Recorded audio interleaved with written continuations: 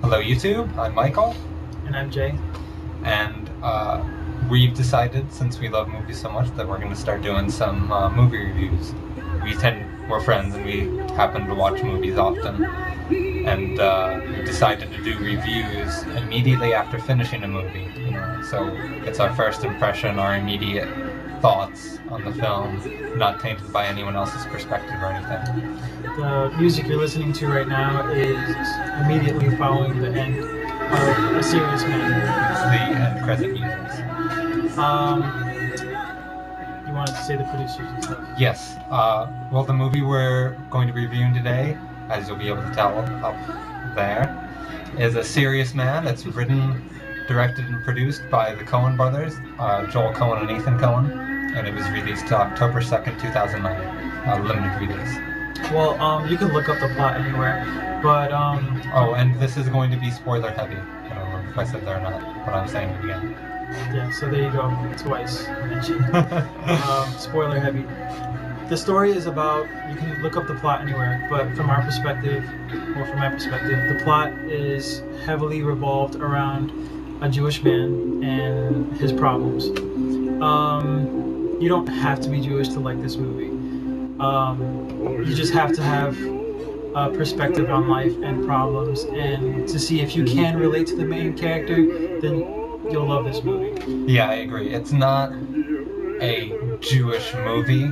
It's just a movie that is starring a Jewish man, which I liked a lot. I'm glad you said that because I probably wouldn't mention it if you didn't. But I don't like when a movie is made simply to portray a particular group, if you know what I mean. Like, this was obviously a movie about Jewish people and the Jewish faith to a degree, but it wasn't jammed down your throat at all. Yeah, I would say it's a cross between a bunch of movies that have to do with regular man and their neighborhood and just their everyday life, like American Beauty or The Burbs with Tom Hanks, or even There Goes the Neighborhood, if anybody remembers that.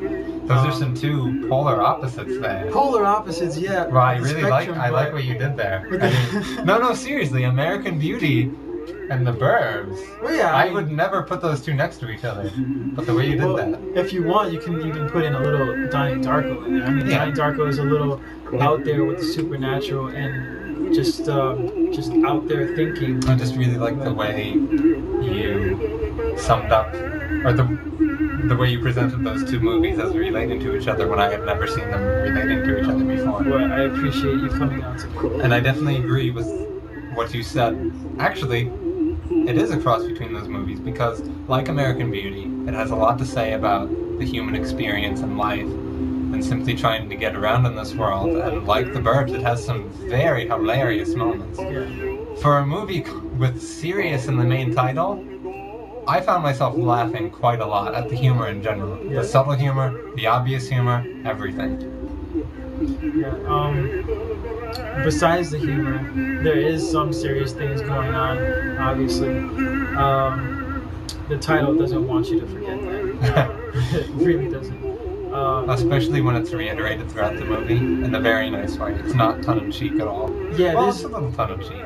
a little tongue-in-cheek, but what I love mostly about the movie is the consistency with it. I mean, there's an instant where Danny, the son, he owes this bully, not really a bully, but like A drug dealer. a drug dealer, Pot. kid, Not pot serious dealer, drugs. a pot dealer that is a classmate. He owes him $20, but Danny got the $20 from his sister, pretty much. Where the sister got the $20 was from the dad. So Taking it out of his wallet. Taking it out of his wallet. So everybody's stealing from everybody else, and everyone's extremely selfish in the movie. Yeah. I mean, the main character's wife just wants a divorce with him. She wants to get a get, which is a ritual divorce within the Jewish faith, so you can Or get so married. we're told. Jewish, yeah, or so we're told.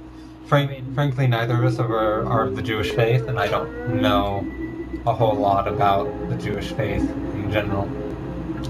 But that didn't hamper my experience with the movie in any way. It was a little educational if you don't know anything about the Jewish faith. I mean, there's a joke in the movie. It's like a get. What? What's a get? Yeah, part of the joke was that a lot of the Jewish people didn't even know what a get was.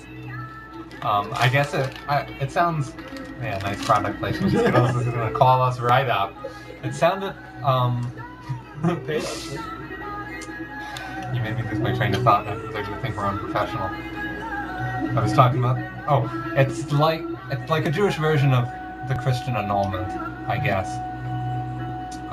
Anyway, I want to talk about the opening of the movie, which was very surprising in its own way. It started with, if you watch this review, you've probably seen the movie, but it starts with a man back in old country, let's just call it that for simplicity. His cart breaks down and he gets help on the way home fixing it, and he tells his wife, I got help fixing it from a man you know. And she says that man died 3 years ago. He must be, they say a specific name, like Diaboy or something? Dybuck. It's D-Y-B-U-U-K. Okay, I didn't remember exactly. Through the way they talk, it's apparent that it's a Jewish demon that a dead person can be possessed by the devil and their body will walk the earth, apparently. So they invite the man into their home, and he definitely, from my perspective, he talks to the wife as if he doesn't recognize her, although supposedly this person is supposed to know her anyway. And she talks about how he's supposed to be dead and such, and then she stabs him through the heart with an ice pick, and he starts laughing. And it seems like he's definitely the demon then, for a minute, but then he starts to bleed and he walks out. I definitely think he was supposed to be a demon. I mean, he was too old to have survived an ice pick through the heart. Yeah, and to just laugh it off like that. Yeah. But then when the wound started to bleed, there was a question. It didn't bleed immediately. There was a minute of doubt there. Yeah, it took some time. It was like, okay, he's starting to bleed, but then his expression changes, and then he leaves. And that's the first 10, 15 minutes of the movie? Yeah, that's and that's never directly referenced again throughout the entire film. The only slight reference is the oldest rabbi in their synagogue. The third rabbi that you meet in the movie. Yes, whose name I cannot remember. Morshak. But it has no reference that I know of, unless it has reference to something in the Jewish faith that I'm not aware of. But he looks like that demon, which could be a complete coincidence. I'm completely convinced it is him, but it didn't seem to be significant at all. Because, all we know of Morshak in reference to the die book earlier is that the only thing we get from him is that he just recites some lyrics from a song that he heard on the iPod. An airplane song. Yeah, an airplane song. Which was great. That was hilarious and awesome. Speak some more while I try to remember. Okay, well, what I want to talk about is that first 15 minutes in a lot of ways summarizes what the main character goes through in his life. This guy's a regular guy, just going through life. He invites this man into his home. All of a sudden, it's a demon. Everything in this guy's life is turned upside fucking down. I mean, everything that he thought was true in the world is no longer true. And speaking of true, the lyrics were, all truths turn into lies. In the end, all hope dies. Yes. But with that said, it was great because after that, earlier in the movie, the iPod. Wait, I want to get back to what I was saying. Okay, I'll get back to what I was saying. Okay.